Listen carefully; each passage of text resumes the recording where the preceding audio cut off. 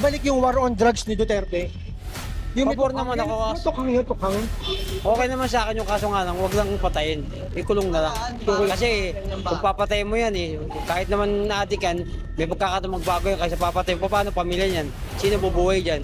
Kulong na lang nila, kulong na lang nila. At least yung pamilya makikita kahit habang buhay nakakulong. Kaysa papatayin mo habang buhay mo ng magulang ng bata, di ba? Pero may bias kasi sa Senado Bias ka guys si Bato.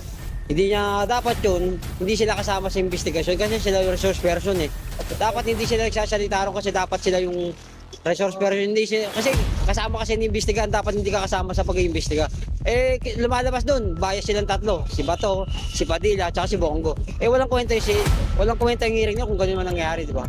Napakaganda ng ano niyo sir, ng assessment ninyo. Kasi ikaw ang kasama ka sa investigasyon Dapat yun, hindi ka kasama sa mali yun, hindi. Kaya yung hearing niya, walang kakwenta-kwenta yun.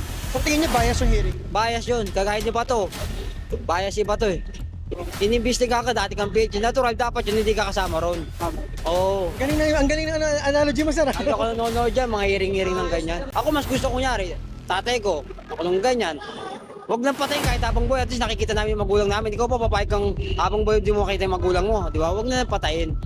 Kasi kung siya sabi nila na maganda ko siya maganda, pero yung papatay mo yung isang tao, napakapangit tingnan. Kaya ako hindi, sa totoo kasi nung administrasyon ni Duterte yung 6 years, wala naman nagbago Maraming namatay pero wala nagbago. Naubos ba yung drugs? Wala. Kahit sino maging presidente, didiretsahin ko sila. Walang hindi maubos ang drugs sa Pilipinas. Maniwala ka sa akin. Tapos sinasabi niya, 6 months maubos ang drugs, katarantaduhan yun. Puta ka na. Pinakawalang kwentang senador, si Bato.